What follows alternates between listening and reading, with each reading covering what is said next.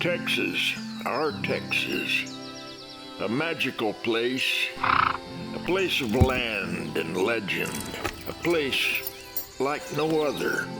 People come here to touch it, to feel the passion, to soak it in and be a part of it. Texas, our Texas. Let's ride. Yeah!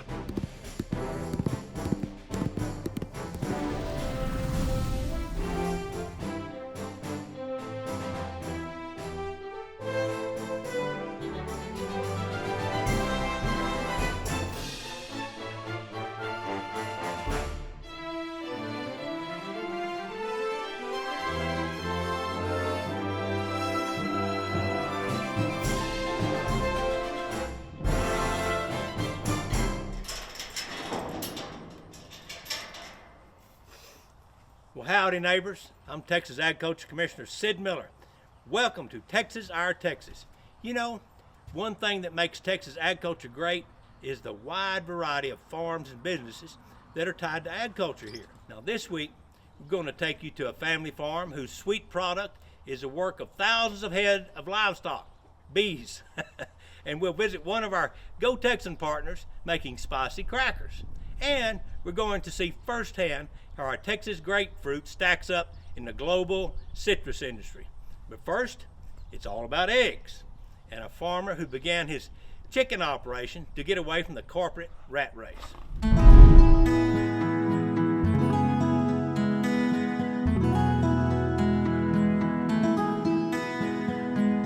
There are moments in life when a person steps away from the familiar and chooses instead to follow the quiet tug of purpose. Now, for Michael Jimenez, that tug began in a gray Dallas office under the fluorescent hum of spreadsheets and quarterly reports.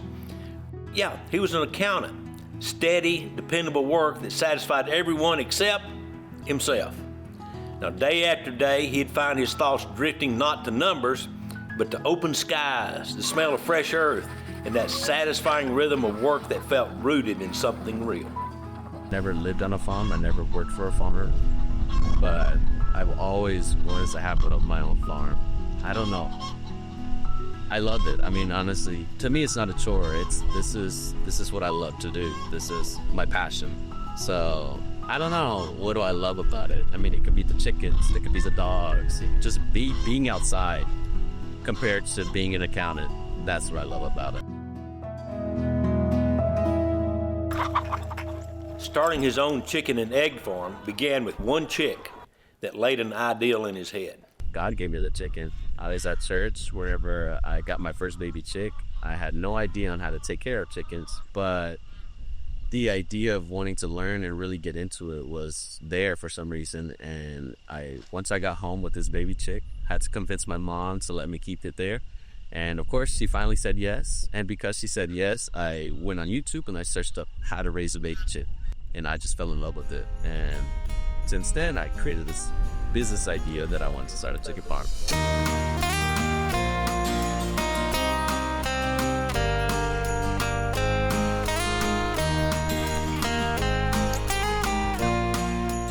What Michael created was a pasture-raised chicken farm here on a couple of acres. The chickens are fed by hand.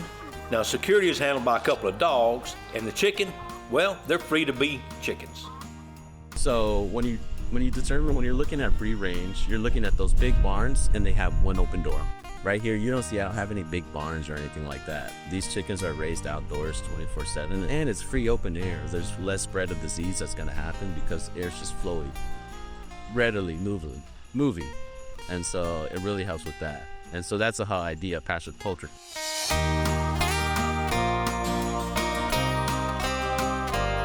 When the sun has made its journey across the sky, it's time to harvest the day's gifts from the birds. Dozens of multicolored farm fresh eggs he hand packages for his own growing customer base. And Michael has some big dreams. My goal is to be one of the largest producers and distributors of organic pasture-raised eggs in Texas. That is my goal. But of course, not just eggs. I would want to grow into meat, cattle, chicken meat, cattle beef, and pork, turkey. I want to get into anything you can grow naturally and organic in Texas. That's what I want to do.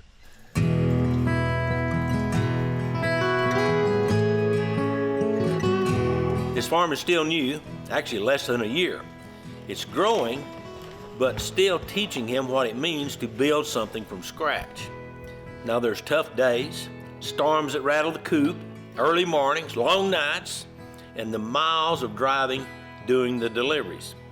But even with all the challenges, Michael feels more himself than he ever did in that button-down shirt and tie. It's very peaceful, and the hospitality down here is very different from being in the suburbs. Everyone is so helpful and so kind that I didn't really get to experience this in the suburbs, but when you move out here, how the kindness and the big hearts that people have moving down to the country, it's amazing. What he has created is more than just a place to produce eggs. It's a reflection of courage. It's a living proof that you can rewrite your story at any moment in life. Now his farm is a place where he can stand in the middle of his own land, breathe deeply, and know he made the right choice. Well, God gave me the chicken, so I'm gonna keep on going with what God gave me, and he's continued to bless me to where I'm at today, so maybe stick with this and see where else he can take me.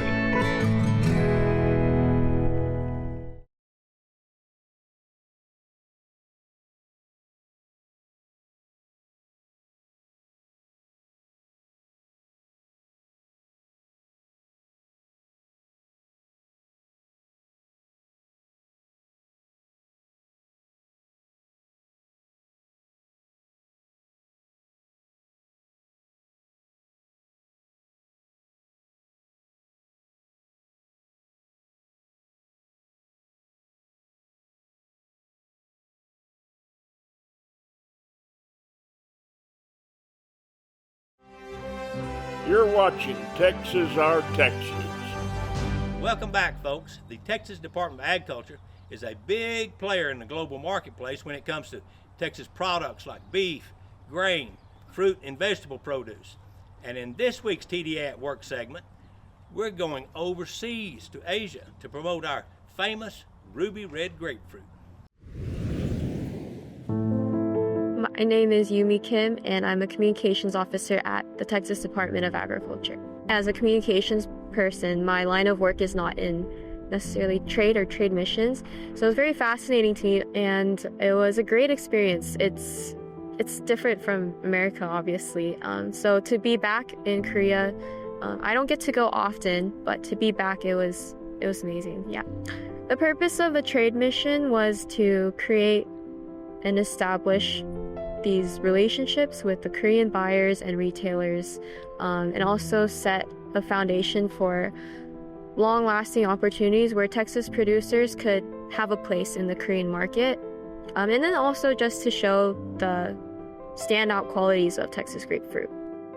The most rewarding part of it was seeing how their reactions, their genuine reactions, and just how surprised they were by the quality, the juiciness content, the sweetness, the flavor profile, and just the overall aesthetic and the look of it too. So you could tell that they were very excited to try the grapefruit and maybe introduce it to their markets as well. We would have these days packed full of the meetings, and then afterwards I would kind of gather through my notes and kind of decide what kind of story I wanted to tell for the day or how the meetings went, and I would look through the pictures and kind of curate something there. There's something called bricks, which is a measurement of sugar content. In America, we don't know what that is. I don't know what that is. But in Korea, if you look at the packaging on all the fruits, it has bricks and then a number. So the higher the number, the sweeter the fruit is. And it's very interesting to see how Korean consumers will touch the fruit, see the fruit, feel its firmness. They really care about the aesthetics of the fruit. And Texas grapefruits are more premium, taste-wise, aesthetic-wise, quality-wise. But that means their prices are higher. And so part of that trade mission was to show them the quality and that the Texas grapefruit is worth buying. Actually, I don't think many people know that TDA does trade missions or has this kind of global outreach like this. Bringing on a communications person to tell the story and gather the social media coverage, report on it real time was something that TDA could continue to expand on so that it's such an important part of what TDA does. The trip was definitely a success.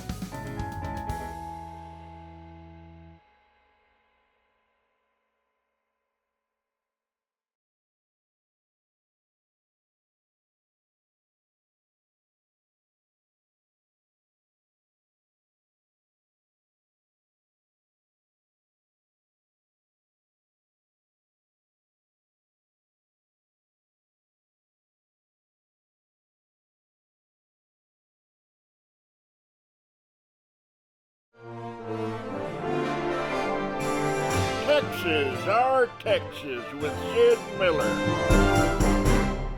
We love to feature our Go Texan partners, and this week we're in Houston, where a small company with ties to Switzerland not only makes great crackers, but they're helping support the local mental health community.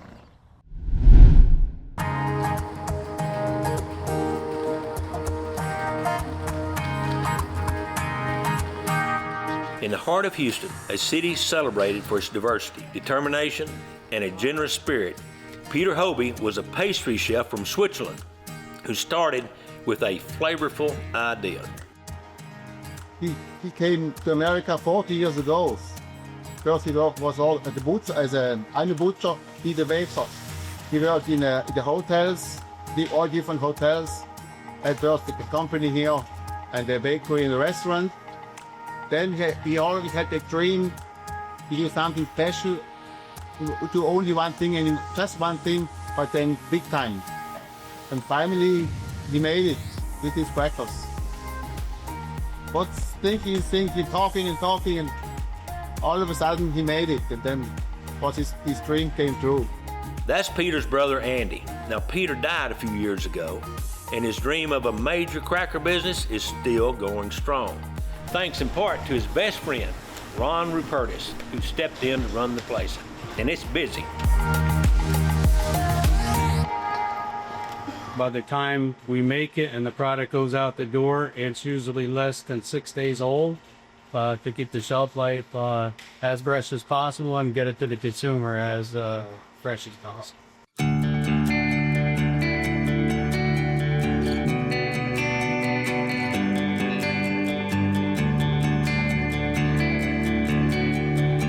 Crackers are hand-packed and packaged, 7 flavors in all. But there are some things we just can't show you. There's secret to a tasty, marinated cracker. It's proprietary, something that we've worked on, and the original owner Peter Hobie set up, and they've worked very well. There was a lot of flavor, not just the dusting on the outside of the cracker. It gets absorbed into the cracker, which makes it a nice flavor profile. The story about Hobie Bites, it's about more than crackers. It's about purpose. One of the most meaningful ways Hobie Bites fulfills this mission is through its commitment to employing mentally challenged individuals. What began as a simple act of giving back has grown into a core part of the company's identity. So Noah's House is a nonprofit organization that we partner with. They house a lot of adults with intellectual disabilities. So we work with them, we partner with them. They teach them life skills, how come with employment, job skills, help with transportation, things like that. So we employ about 3 of them. They're a big part of our team. That we're all a family here. I love interacting with them. They're very smart, and just the pride that they have to be a part of our family is really inspiring. The crackers themselves reflect the heart behind the company, and Ron sees it as his mission to honor the legacy of their founder. It's not just a job, it's important. Very important. It's a very good friend of mine started this, and I was able to step in, continue it. So it's nice to get a lot of feedback where people are proud to see what we're able to do and give to the community. Today, Hobie Bites has grown from a local startup into a beloved Houston brand. not only for its unforgettable flavors, but also for its unwavering commitment to making a difference. And they are one of our cherished Go Texan partners. Go Texan is just another way to show that, you know, what we support. We support our community. We support Texas, the state. We're very proud to be in Texas as a Texas-owned company. And being part of Go Texan gives us the background of other companies that are also part of Go Texan, and it's a nice community. Hi, I'm Ron McCurtis with Hobie Fife, and I'm Go Texan proud. Now coming up, we'll buzz by a family farm that's producing a sweet, tasty product. Stay tuned.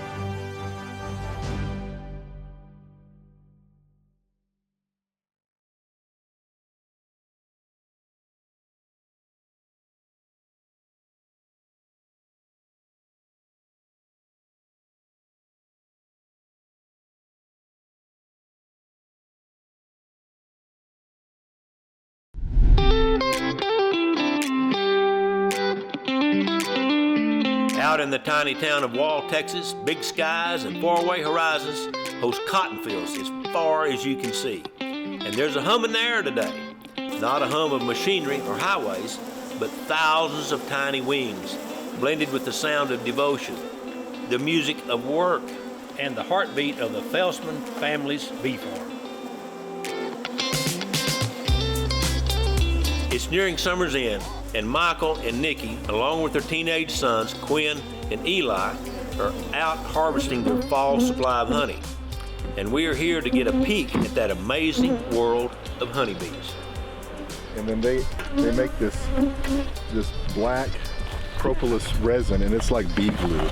And so I'm having to crack each of these things, these boxes apart, because they glue it together. See how they attach these frames? They seal off any cracks in their hive, any holes. It allows them to protect the hive from pests. And it just keeps it sealed tight. So it's not just a pry bar. These things are actually like glued together. Wow. You can't. So even in West Texas, when it's blowing 78 miles an hour, we haven't had a problem with them going anywhere. This frame is ready to go. There's a wax moth problem, but this is all capped brood. This is capped honey, and so they've dehydrated this honey to less than 17% moisture. So that's why it will stay good forever. So we're just on the outside of San Angelo, one of our farmer neighbors' cotton fields here.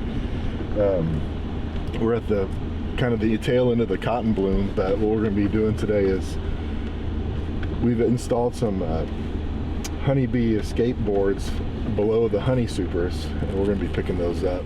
From one farm field to another, Michael and his family rob the bees of their honey. But this is the kind of day's work that will grow on you. Before the Felsman started this business, bees were a hobby, and Houston was their home. Now bees are their life. There's nothing else that I would rather be doing.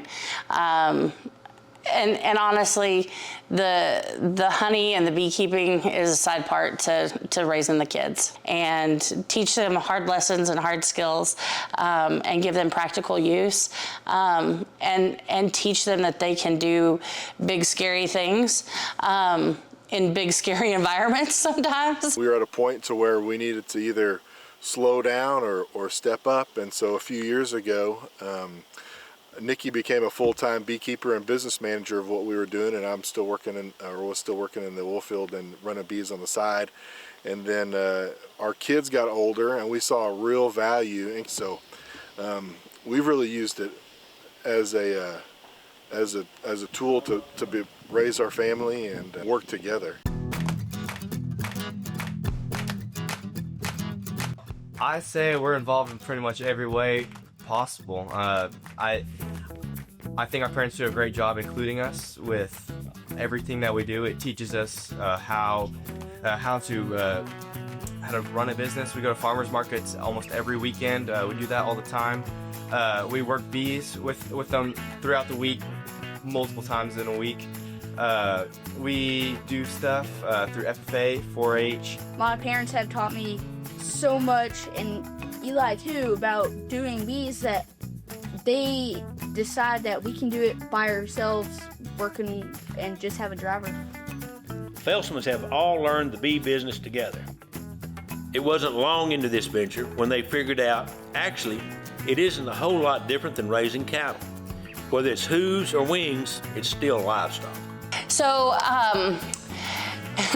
you know, when you say bees are livestock, everybody laughs at you. And they're like, oh, so when is the branding? You know, and the fact is, in the winter, cattle run out of grass to eat. So what do you have to do? You have to feed them.